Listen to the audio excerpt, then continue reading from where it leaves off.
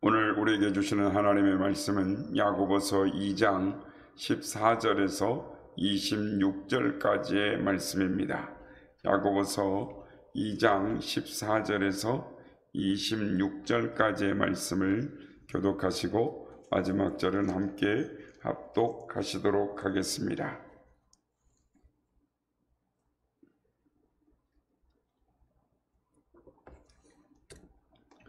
내 형제들아, 만일 사람이 믿음이 있노라 하고 행함이 없으면 무슨 유익이 있으리요?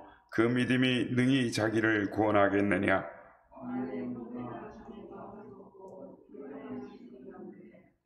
너희 중에 누구든지 그에게 이르기되 평안히 가라, 덥게 하라, 배부르게 하라 하며 그 몸에 쓸 것을 주지 아니하면 무슨 유익이 있으리요? 어떤 사람은 말하기를 너는 믿음이 있고 나는 행함이 있으니 행함이 없는 내 믿음을 내게 보이라. 나는 행함으로 내 믿음을 내게 보이리라 하리라.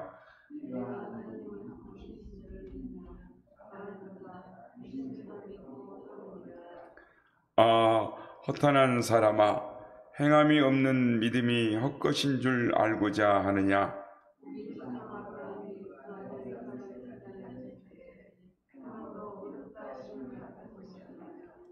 내가 보거니와 믿음이 그의 행함과 함께 일하고 행함으로 믿음이 온전하게 되었느니라.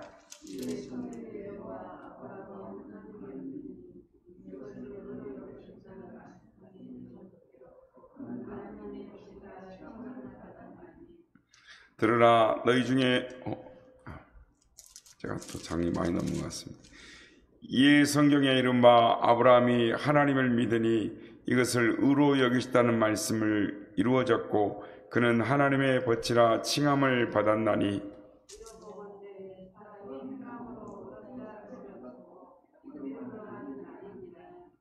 또 이와 같이 기생나합이 사자들을 접대하여 다른 길로 나가게 할 때 행함으로 의롭다 하심을 받은 것이 아니냐? 영혼 없는 몸이 죽은 것 같이 행함이 없는 믿음은 죽은 것이니라. 아멘. 할렐루야. 오늘도 우리를 예배의 자리에 부르신 하나님을 찬양합니다. 그리고 새벽을 깨워 기도의 향연으로 하나님 앞에 나온 모든 성도님들께 하나님의 은혜와 평강이 함께 하시기를 기원드립니다. 그리스도인의 신앙생활은 믿음생활이라고 할 수 있습니다. 신앙생활은 하는 우리에게 있어서 이 믿음이 얼마나 중요한 것인가를 말하는 것이라 할 수 있습니다.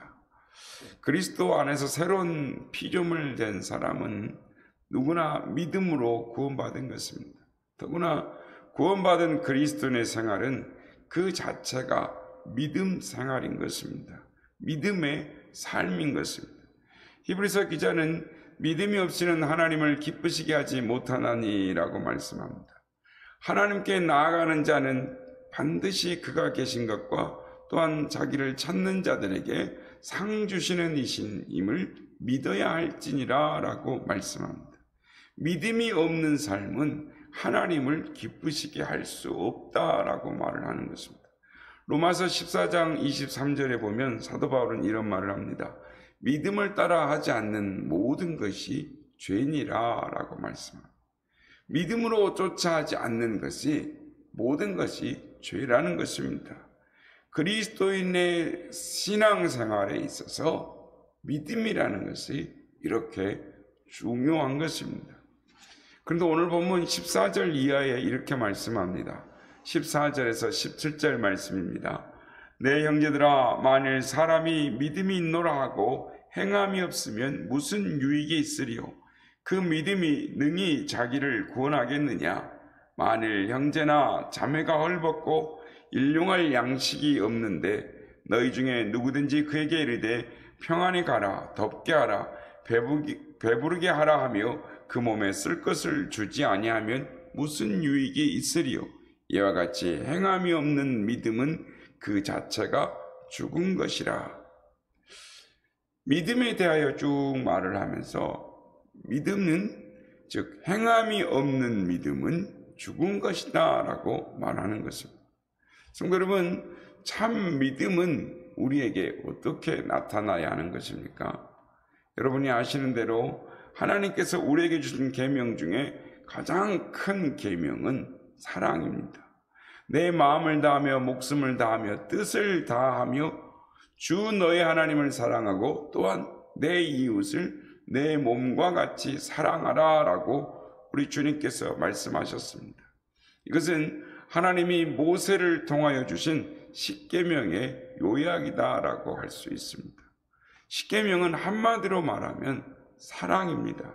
첫 번째 계명부터 넷째 계명까지는 하나님에 대한 사랑이라, 하나님을 이렇게 사랑하라 한 것이고, 다섯째부터 십계명까지는 이웃을 이렇게 사랑하라 하는 말씀입니다.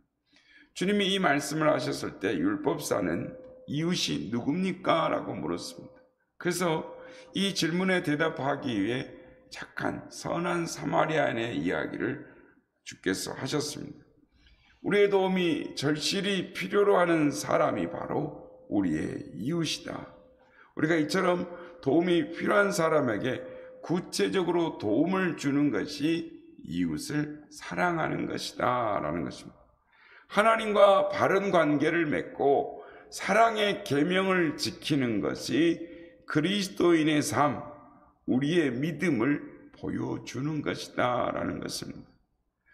야고보서 기자는 그 믿음이 어떻게 나타나야 하는가를 말하면서 우리 주의 헐벗고 굶주린 형제나 어려움 당한 사람에게 사랑의 손길을 펴야 한다라고 말씀을 하는 것입니다. 오늘 보면 15절에서 16절 말씀입니다. 만일 형제나 자매가 헐벗고 일용할 양식이 없는데 너희 중에 누구든지 그에게 이르되 평안히 가라, 덥게 하라, 배부르게 하라 하여 그 몸에 쓸 것을 주지 아니하면 무슨 유익이 있으리요? 다시 말하면 우리 주위에 정말 도움이 필요한 사람이 있어서 성령께서 그 사람을 도우라고 감동하심에도 불구하고 그 사람을 돕지 아니하면 이런 믿음은 죽은 믿음이라는 것입니다. 야고보서 기자는 이 점을 강조했고 또 강조해서 말하는 것입니다. 물론 우리가 믿지 않는 사람들에 대해서도 관심을 가지고 있습니다. 그런데 성경은 믿는 형제 자매에 대하여 관심을 가지고 책임을 감당해야 한다라고 말씀을 하십니다.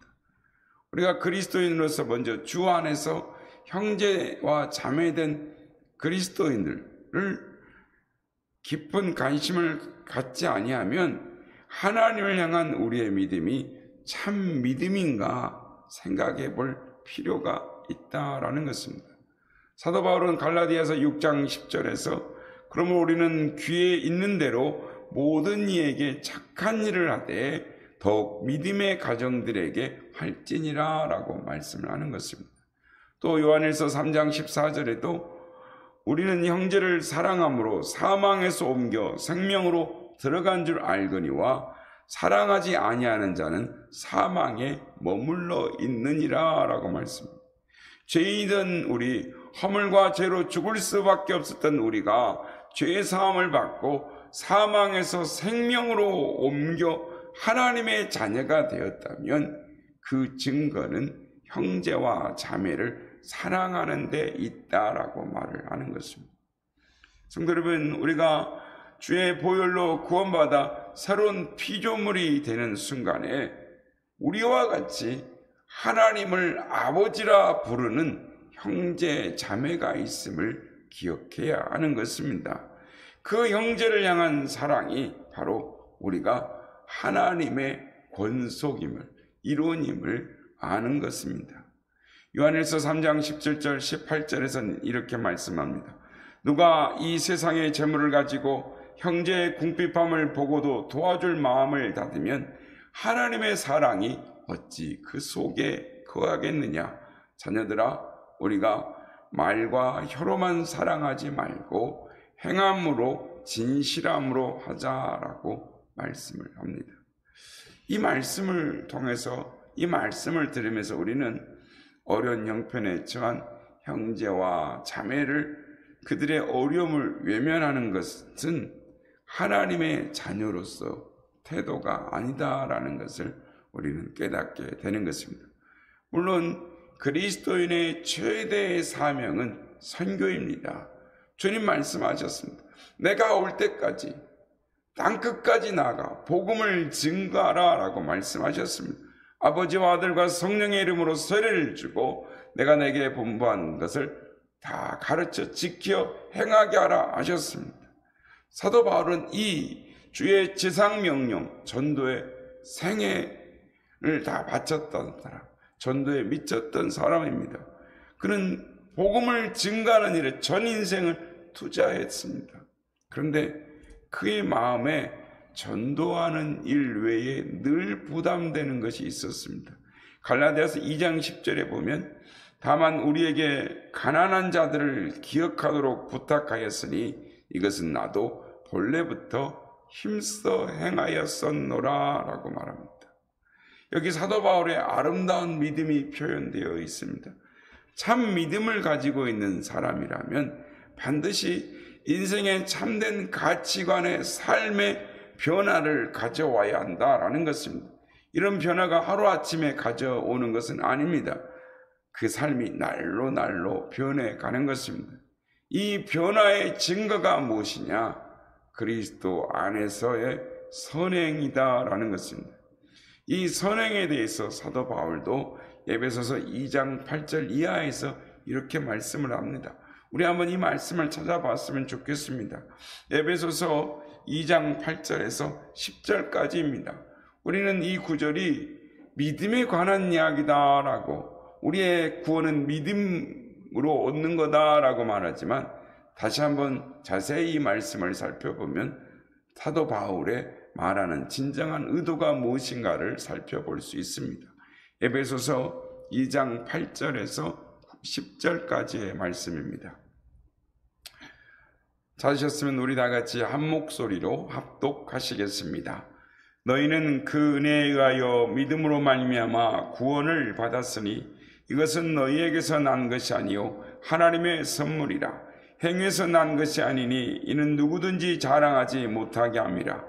우리는 그가 만드신 바라 그리스도 예수 안에서 선한 일을 위하여 지으심을 받은 자니 이 일은 하나님이 전에 예비하사 우리로 그 가운데서 행하게 하려 하심이니라. 아멘. 이 말씀을 자세히 보면 바울은 우리의 구원은 우리의 행위와는 아무 상관없이 예수 그리스도를 통해서 값없이 주어진 선물이라고 말합니다. 그런데 우리가 이처럼 구원을 받고 그리스도 안에서 어떻게 보답할까 하는 간절한 마음이 있어야 한다라는 것입니다. 그것이 곧 선행이다라는 것입니다. 우리는 선한 일을 위하여 지으심을 받은 자다라고 말씀합니다.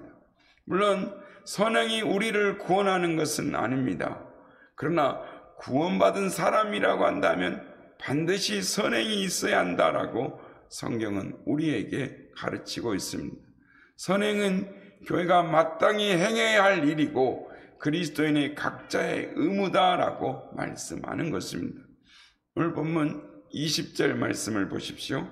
허탄한 사람아, 행함이 없는 믿음이 헛것인 줄 알고자 하느냐라고 말씀합니다.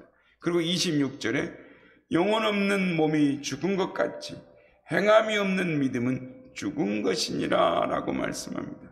이 믿음에 대해서 이야기하면서 야고보 기자는 귀신의 믿음에 대해서 말을 합니다. 아니 여러분, 귀신에게도 믿음이 있을까요? 믿음이 있습니다. 오늘 주신 말씀에는 귀신도 믿음이 있다라고 가르치고 있습니다. 19절 말씀입니다. 내가 하나님은 한 분이신 줄 믿느냐? 잘하는도다. 귀신들도 믿고 떠느니라. 마가복음 3장 11절에 보면 더러운 귀신들도 어느 때든지 예수를 보면 그 앞에 엎드려 부르짖어 이르되 당신은 하나님의 아들이니다 하니라고 말씀을 하는 것입니다. 오늘날 많은 사람이 예수님을 예수 그리스도를 하나님의 아들로 믿지 않습니다. 그런데 귀신들은 예수님을 하나님의 아들로 믿는다라는 것입니다. 뿐만 아니라 귀신은 죽음 후에 사후의 세계를 믿습니다. 누가복음 8장 31절에 귀신이 말하기를 무저갱으로 들어가라 하지 마옵소서라고 간구했다라고 말합니다. 무저갱은 지옥입니다. 귀신은 지옥이 있다는 사실을 믿을 뿐만 아니라 지옥에 대하여 두려워하고 있습니다. 그러면 귀신의 믿음은 어떤 믿음입니까? 아는 믿음입니다. 하나님은 한 분이시다. 예수님은 인간을 죄에서 구속하시기 위하여 십자가를 지셨다라는 사실을 알고 믿는 것입니다. 물론 믿음에는 아는 것이 필요합니다. 모르고 믿을 수는 없습니다. 그러나 아는 것만이 믿음이 아닙니다. 예수 그리스도를 우리의 삶 가운데 받아들이고 예수 그리스도께 온전히 나 자신을 드리는 것, 그것이 참 믿음입니다. 단지 알기만 하는 것으로 끝이 난다면 그것이 바로 귀신의 믿음인 것입니다. 오늘날 많은 사람들이 믿는다는 것이 아는 것으로 그치는 경우가 많습니다.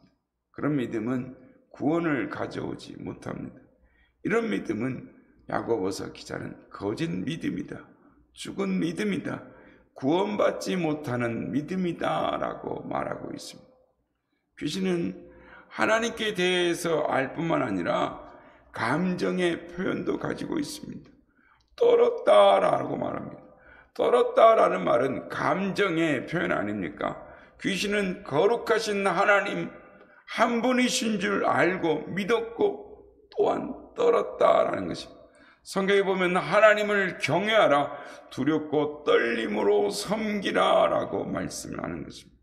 이런 점에서 귀신은 오늘날 하나님을 잘 이해하지 못하며 경건한 삶을 결단을 내리지 못하는 그리스도인들에게 커다란 가르침, 교훈을 주고 있는 것입니다. 그런데 귀신에게 있어서 결정적으로 부족함이 있습니다. 그것은 하나님을 신뢰하는 결단인 것입니다. 참 믿음은 항상 전인격적입니다. 지식만의 신앙도 아니고 감정만의 믿음도 아닙니다. 지식과 감정, 그리고 중요한 것은 의지가 포함되어 있어야 하는 것입니다. 우리가 신뢰하게 하는 것, 그것이 의지인 것입니다. 성도 여러분, 우리의 믿음이 지식과 감정에 머무는 경우가 얼마나 많습니까? 믿음에 있어서 가장 중요한 것은 의지의 결단인 것입니다. 하나님의 말씀은 반드시 이루어지는 말씀입니다. 그런데 그 믿음을 이루어내는 것, 그 말씀을 이루어내는 것도 우리의 몫인 것입니다. 의지의 결단이 필요하다라는 말입니다. 예수님이 하나님의 아들이시며 우리의 구수의 주인 것을 알았으면 이제 그분을 우리의 구주로 모셔드리는 결단을 해야 하는 것입니다. 우리가 구원의 주님을 신뢰하며 의지하는 의지의 결단이 꼭 필요하다라는 것입니다. 성도 여러분, 분명히 들으시고 기억하십시오. 행함은 믿음의 열매인 것입니다. 마태복음 7장 20절에 우리 주님은 열매로 그 나무를 안다라고 말씀하셨습니다. 참인지 거짓인지 그 열매를 보면 압니다. 하나님께서 오늘 우리에게 주신 말씀은 이 믿음을 가진 성도들에게 행함이란 것이 얼마나 중요한 것인가를 깨우쳐 주시기 위해서 우리에게 주시는 말씀입니다. 우리가 정말로 예수 그리스도를 내 구주로 영접하고 신뢰하는 그리스도인이라고 한다면 오늘 주신 마지막 말씀 내에 아멘 할 수 있어야 하는 것입니다. 행함이 없는 믿음은 죽은 믿음이니라고 할 때 아멘, 우리의 마음속에 우리 입술에 고백이 있어야 하는 것입니다. 영혼이 없는 몸이 죽은 것 같이 행함이 없는 믿음은 죽은 것이다. 이 말씀을 믿을 때 아멘 하시는 여러분 되시길 바랍니다. 주님께서 우리에게 참 믿음, 행함이 있는 믿음, 큰 믿음을 주시기를 예수님의 이름으로 축복합니다.